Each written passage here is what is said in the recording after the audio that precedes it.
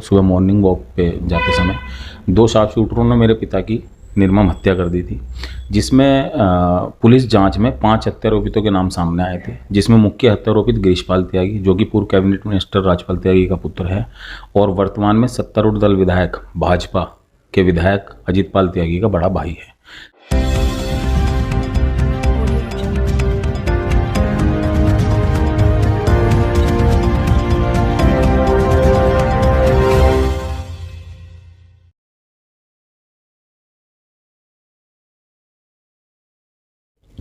मैं शोएब सलवानी और मेरे साथ आप देख रहे हैं एनवीटीवी भारत न्यूज़ चैनल।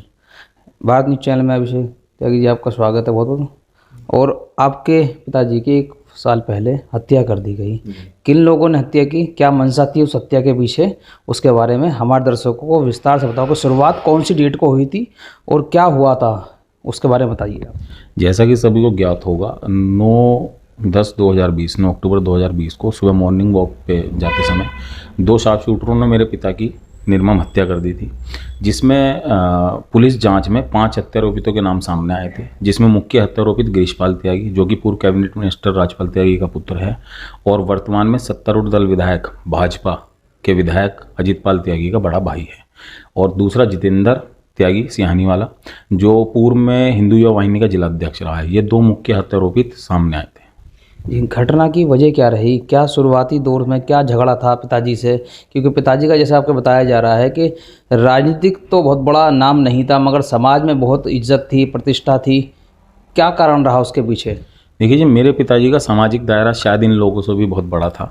इनका राजनीतिक दायरा था, मेरे पिताजी का सामाजिक दायरा था जो इन लोगों से काफ़ी बड़ा था। और ये हत्या जो हुई ये राजनीति के ही कारण रहा। कारण राजनीति का, दोनों भाइयों का राजनीतिक द्वेष था, दोनों को ही राजनीति करनी थी। छोटा भाई विधायक बन गया था, बड़े को उसका मलाल था और वो कहीं ना कहीं मेरे पिताजी को उसका सपोर्टर समझता था। और ये हत्या हुई जिला पंचायत के चुनाव को लेकर। गिरीशपाल त्यागी अपने बेटे और अपनी घरवाली वाइफ को चुनाव लड़ाना चाहता था जिला पंचायत का, जिसमें मेरे पिताजी ने उसे हाँ भी कर दी थी कि हाँ हम अपने भांजे के बच्चों को चुनाव लड़ाएंगे। लेकिन जो मुझे कुछ चीज़ें बाद में पता लगी जिला पंचायत चुनाव के दौरान ही, कि अजीतपाल त्यागी ने अपने घर पर जाकर अपने पिता से ये कहा था कि मैं गिरीश त्यागी के बच्चों को चुनाव नहीं लड़ा पाऊँगा, मैं मामा को चुनाव लड़ाऊँगा। तो वो इस चीज़ को मन में घर करके बैठ गया था कि विधायकी इसने ले ली, जिला पंचायत चुनाव में मेरी मदद नहीं कर रहा, और जबकि मेरे पिताजी का चुनावी की इच्छा कुछ नहीं थी और उसने बस उन्हीं चीज़ों का द्वेष पालते हुए मेरे पिता की हत्या करवाई। जब हत्या हुई थी आपके पिताजी की तो सुबह मॉर्निंग में जब हत्या हुई तो लगभग 9 बजे विधायक अजीतपाल त्यागी जो सदर अस्पताल में मौजूद थे, आप लोगों के साथ रहे लगातार। फिर आपका लगातार प्रेस कॉन्फ्रेंस में ये कह देना कि अजीतपाल त्यागी की साजिश है, इसमें भी नहीं, ये साजिश जो थी वो गिरीशपाल त्यागी थी, जितेंद्र त्यागी, इन दोनों की थी। और शुरू में जो हमने कॉन्फ्रेंस करी, विधायक जी कहीं ना कहीं हमारा इस्तेमाल कर रहे थे, हम उस चीज़ों से अनजान थे। वो समय का दौर ऐसा था जैसे यशोदा का था, मैं उस समय अनकॉन्शियस वाली चीज़ें थी, मेरे कुछ समझ में नहीं आ रहा था। तो विधायक जी जैसा कह रहे थे हम वैसा कर रहे थे, लेकिन हमें ये चीज़ें जिला पंचायत चुनाव में, जब जिला पंचायत चुनाव आए, जब आकर समझ आई और पता लगा कि विधायक जी सिर्फ हमारा इस्तेमाल कर रहे थे। उन्होंने अपने पार्टी के विरुद्ध जाकर अपने भतीजे को और भाभी को चुनाव लड़ाया। उसी दौरान हमारी विधायक जी का चेहरा सामने आ चुका था, तो हमारी खुल के विरोधाभासा हो गई। जो मुख्यमंत्री आवास पर आपको मुख्यमंत्री से मिलाने ले गए अजीतपाल त्यागी जी, उसके बावजूद ऐसी क्या घटना घट रही हैं, ऐसी क्या आप सोच रहे हो, क्या बात आपके सामने, थोड़ा सा विस्तार से बता दीजिए जरा। देखिए, जब ये हत्या हुई उसके बाद अजीतपाल त्यागी हमारे साथ थे और हम भी उन्हें अपना क्या शब्द इस्तेमाल करूँ समझ में भी नहीं आता। हम भी ये समझ रहे थे कि वो कहीं ना कहीं हमारी सपोर्ट में है, मामा की हत्या का उन्हें भी दुख है, लेकिन वो हमें इस तरीके से इस्तेमाल कर रहे थे, दिखा रहे थे कि हम उनके साथ हैं, वो हमारे साथ हैं, लेकिन वो अपने भाई के साथ थे। जैसे वो मुख्यमंत्री जी के यहाँ मुझे लेके गए, वहाँ उन्होंने CBCID की जांच की मांग करी। जो पुलिस केस खोल रही थी वहाँ उन्होंने ये कहा कि मेरे भाई को फंसाया जा रहा है। हमें तो बोलने का बहुत कम मौका दिया मुख्यमंत्री जी के सामने, हम बोल ही क्या पाए थे। जो बातें करी विधायक जी ने करी, और वो कहीं ना कहीं अपना ही हित साध रहे थे उसमें। उच्च न्यायालय में भी आपको अजीतपाल त्यागी ही लेके गए जी। वहाँ किस तरीके से भूमिका उनकी रही आपके प्रति?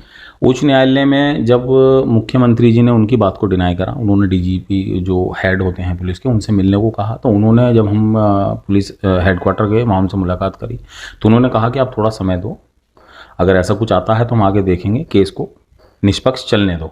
तो पुलिस जांच में क्लियर खुल के आया कि हत्यारोपित गिरीशपाल त्यागी था, उसी ने ये सब चीज़ें मैनेज करी, उसके साथ जितेंद्र ने दिया, बाकी शार्प शूटर और मनोज शर्मा ये सब लोग थे। क्या कहते हैं, जब वहाँ से आने के बाद ये फिर मुझे हाई कोर्ट इसलिए लेके गए, जब वहाँ CBCID की चाल इनकी नहीं चली तो इन्होंने मुझसे ये कहा कि हम हाई कोर्ट से मांग करेंगे।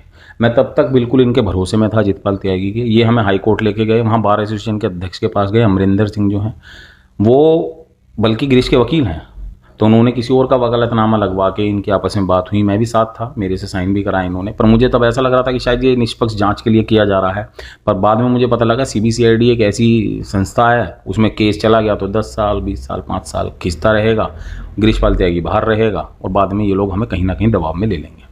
मगर अब 14 महीने लगभग हो गए हैं और गिरीश त्यागी ने अब सरेंडर कर दिया है, इस पर आप क्या कहेंगे? गिरीश त्यागी ने सरेंडर, ये सब भी एक राजनीति का दौर है, जैसा आपको ज्ञात होगा। आप सब पत्रकार बंधुओं की सहायता से मैंने पीछे एक जब PC करी थी तो शासन प्रशासन पे दबाव बनना शुरू हुआ। अजितपाल त्यागी को और इस परिवार को अपनी राजनीति खतरे में होती दिखाई दी। गिरीश त्यागी अगर आगे भी फरार रहता, चुनाव 2022 आप जैसा देख रहे हैं कि बहुत नज़दीक आ रहे हैं, इन्हीं सब के चलते और प्रशासन पर दबाव बनते चलते गिरीश त्यागी ने अपनी मर्जी से सरेंडर करा। कोर्ट में जब सरेंडर करने के लिए वो पहुँचे तो आप लोगों को भी ज्ञात हुआ होगा, आप लोग ही पहुँचे होंगे, तो क्या रहा वहाँ लोगों का? क्योंकि आपने एक एप्लीकेशन SSP साहब को दी है जिसमें आपने अपनी उनके साले से और बेटे से अपनी जान को खतरा बताया, मारने की धमकी दी गई, वो वाक़या क्या है उसके बारे में थोड़ा सा विस्तार से बताइए। जी, जब हम कोर्ट पहुँचे करीब 10:15 बजे के आसपास, उससे पहले गिरीश त्यागी सेटिंगबाजी करके पेश हो चुका था। हमें पता लगा तो हम कोर्ट पहुँचे। कोर्ट पहुँचकर हमने कोर्ट रूम में घुसने की कोशिश करी, लेकिन वहाँ पे इसके समर्थक 150-200 वकील, इसके पाले हुए गुंडे, इसका साला, इसके परिवारजन सब वहाँ थे।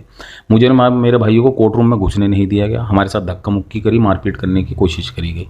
जब हमें धक्का देके बाहर निकाल दिया और गिरीश त्यागी सरेंडर करके चला, तो उसके बाद उसके साले ने और गिरीश त्यागी ने हमें देख लेने की, जान से मारने की धमकी दी। उसके साले ने तो यहाँ तक कहा कि बारी बारी से तुम सबका इलाज कर दिया जाएगा, जो तुम्हारे पिता का हुआ है वही तब तुम सब भाइयों का होगा। हम आज भी सरेंडर अपनी मर्जी से कर रहे हैं। पुलिस प्रशासन ना हमें गिरफ्तार कर पाया, ना ही आगे कुछ हमारा बिगाड़ पाएगा।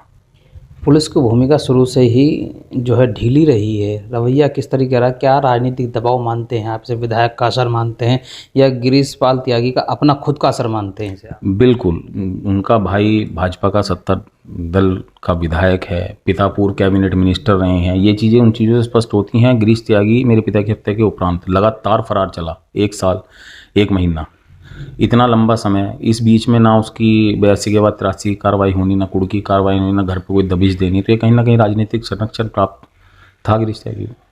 प्रशासन से अब तो कोई इस तरीके की मांग है नहीं, मगर उच्च न्यायालय ने आपको न्याय दिया है, उस पर क्या कहेंगे?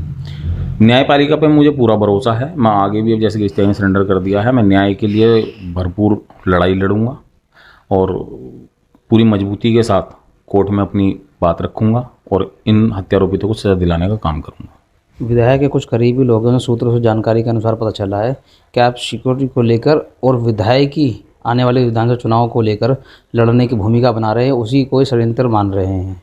नहीं, मैं कहीं मेरा चुनाव लड़ने की ऐसी इच्छा या मंशा नहीं है, लेकिन अगर मुझे अपने पिता को न्याय दिलाने के लिए राजनीति में आना पड़ा तो वो दरवाजे मेरे लिए खुले हुए हैं। कैमरामैन अशोक कुमार के साथ मैं शोएब सलमानी, NBTV भारत न्यूज़। धन्यवाद।